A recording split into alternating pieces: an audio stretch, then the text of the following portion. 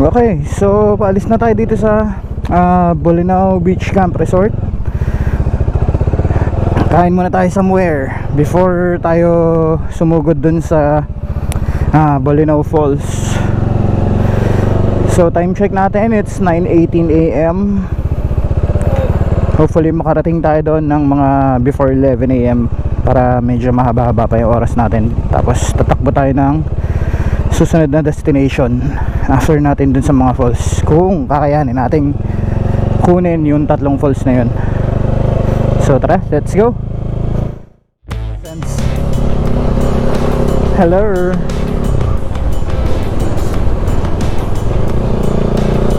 Doon kami galing sa Golden Sands Beach Resort. Dati kasama ko yung family. Kaso ng time na yun, hindi pa ako nagbablog eh. Medyo tahimik dito ngayon kasi Friday nga. Wala pa masyadong mga turista. Mahirap magsalita dito sa ano ko, sa setup ko. Yung helmet ko kasi ipit na ipit yung pisngi ko eh.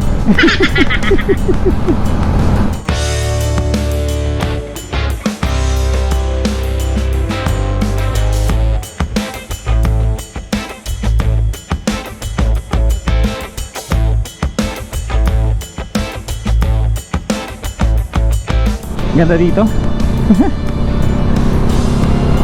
Actually, aliw na aliw ako pag ano, yung napapadaan ako sa mga ganyan na kalsada, yung covered ng mga puno, yung may lilim.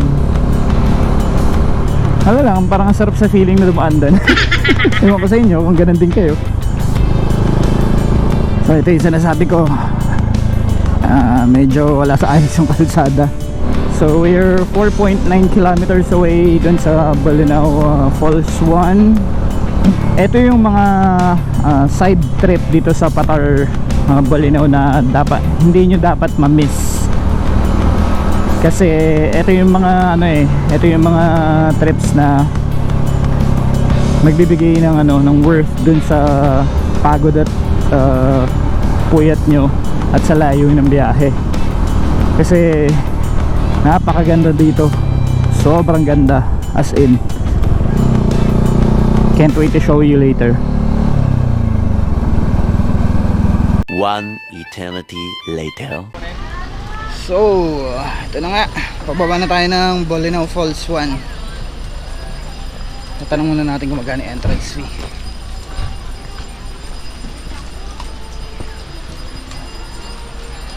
Pause nyo na lang. Alright, so update, may bayad yung entrance na 30 pesos, tapos parking fee is 10 pesos pag motor, then 50 pesos sa sasakyan. So ito, pababa na tayo.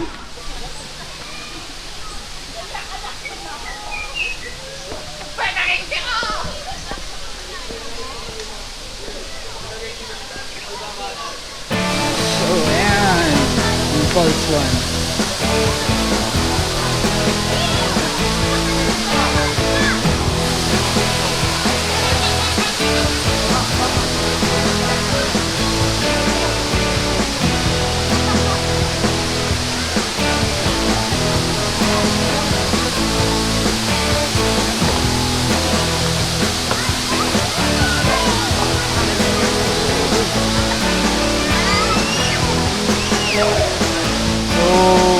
Clear yung tubig dito.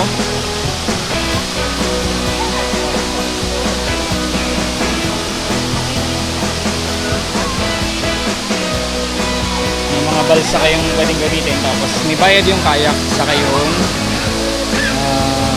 life vest. Pwede kayo umupa. So ayan.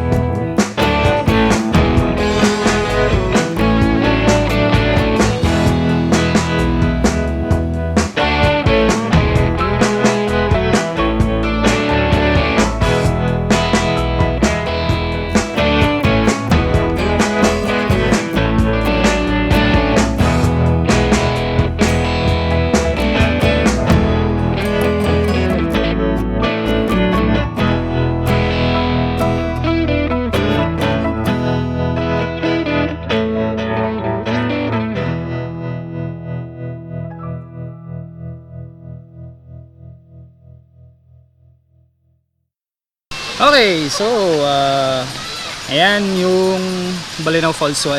So pwede kayong magrenta ng ano dito, ng cottage for 300 pesos, life vest 50 pesos, yung balsa na nandun sa tubig 300 pesos, at pwede rin kayo magkayak ng for 150 pesos. So yun yung ginagawa nila doon ngayon. Ayan, mga nagkakayak. Ito yung mga cottages, at doon nakapwesto yung mga lifeguards. Ayan, doon. At shoutout kay Kuya Jason. Kuys! Shoutout. Nice meeting you, brother. Ingat sa biyahe, ha. Salamat. Ingat. So ayan, akit na muna tayo ulit. Punta na tayo sa Balinaw Falls 2 para ma-videoan din natin yun at ma-feature natin dito sa Samsa Vlog. So tara, akit na muna tayo. Let's go! Okay, so dito na tayo sa Balinaw Falls 2. Ayan. Tingnan natin kung gaano kaganda dito. Hey, grabe ang tarik na naman. Walang pahinga sa kakaakyat baba. Very good.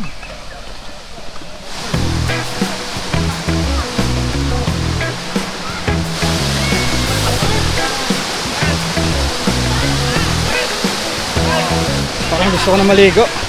Init na ako. Ito talaga yung ano man yung the best sa paliguan.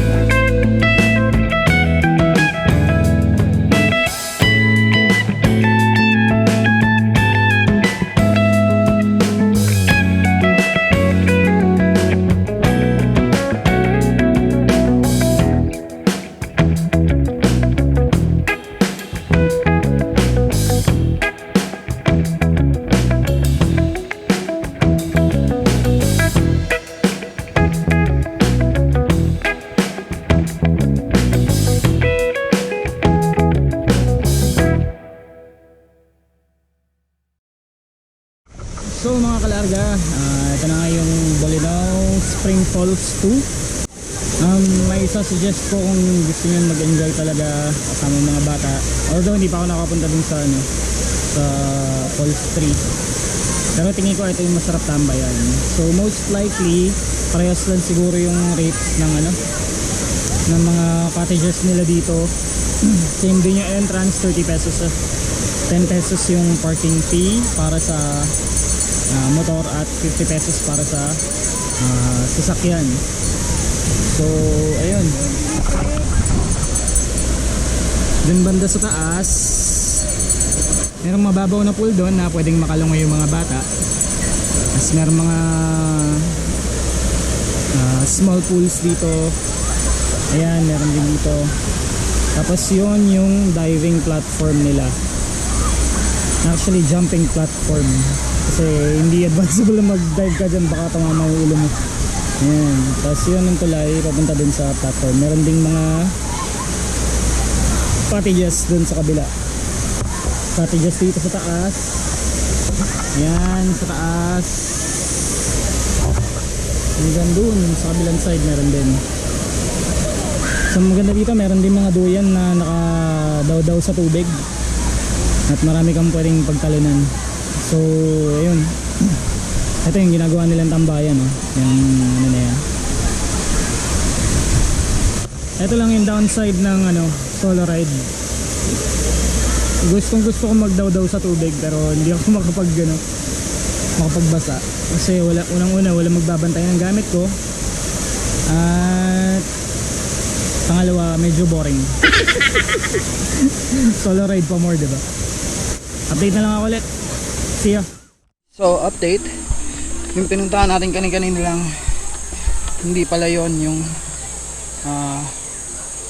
Falls 2. Ito yung Falls 2. Spring pala yun, Bolinao Spring Falls 2.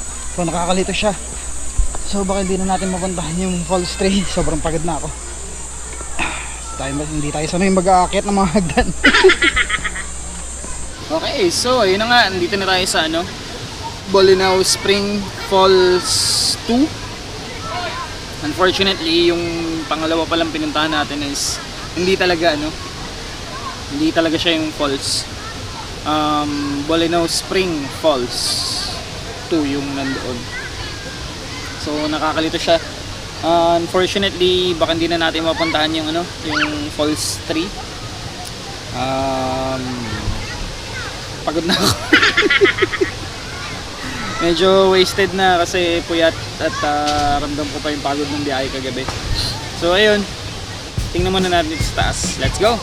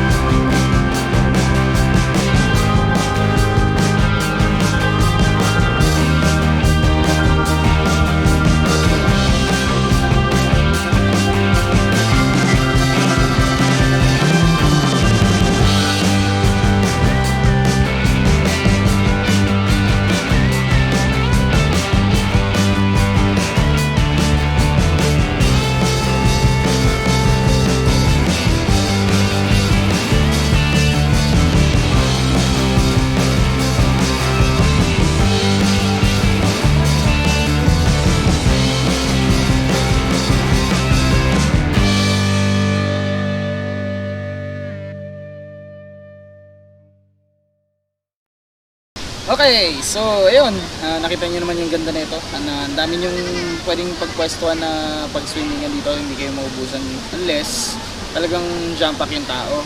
So ayun, may mga tumatalon. Tapos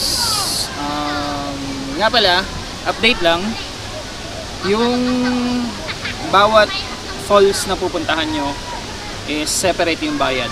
So kada falls na pupuntahan nyo, bayad kayo ng entrance fee at parking fee. Tapos kung magka-cottage kayo sa bawat falls din, ganun din, babayad din kayo ng ano, ng cottage fee. So aari nyo kung magkakaiba yung management or may-ari nitong mga lugar na to. Pero yun yung ano nila dito eh. Ganun yung patakatan nila dito. So bawat falls separate yung bayad. Ayun.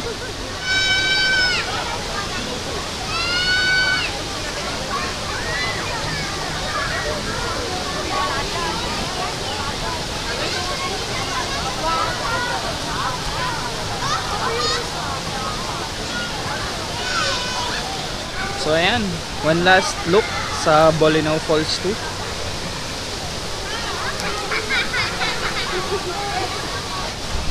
Ayan, so tara, balik na ako.